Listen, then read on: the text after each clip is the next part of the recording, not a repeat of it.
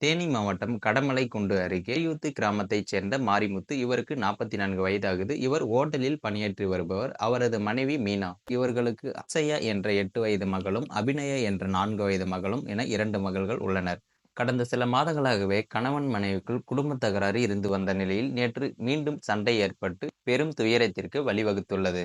நமது சேனல்ல பார்த்தீங்கன்னா, தினமும் பல்வேறு விதமான கிரைம் தொடர்பான நியூஸ்கள உடனுக்குடன் பதிவேற்றம் பண்ணிட்டு வரோம். உங்களுக்கு இது போன்ற நியூஸ்ல ஆர்வம் இருந்தால், மறக்காம நம்ம சேனல சப்ஸ்கிரைப் பண்ணி டெய்லி நம்ம போடக்கூடிய வீடியோவுக்கு உங்களுடைய ஆதரவ தெரிவிங்க.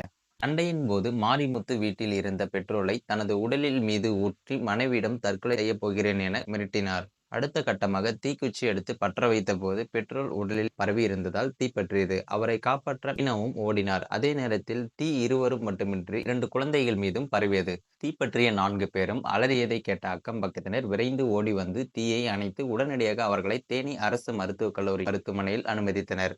மருத்துவமனையில் தற்போது மாரிமுத்து 80% தீக்காயங்களுடன், மீனா 60% தீக்காயத்துடன் உயிருக்கு போராடும் நிலையில் இருக்கிறார்கள். அக்ஷயா, அபிநயாவும் காயங்களுடன் சிகிச்சை பெறுகின்றனர். இந்த சம்பவம் பார்த்தீங்கன்னா, அப்பகுதி மக்களிடையே பெரும் சோகத்தை ஏற்படுத்தியிருக்கு. மேலும் இது போன்ற நியூஸை உடனுக்குடன் தெரிஞ்சுக்க மறக்காம நம்ம சேனலை சப்ஸ்கிரைப் பண்ணி டெய்லி நம்ம போடக்கூடிய வீடியோவுக்கு உங்களுடைய ஆதரவை தெரிவிங்க.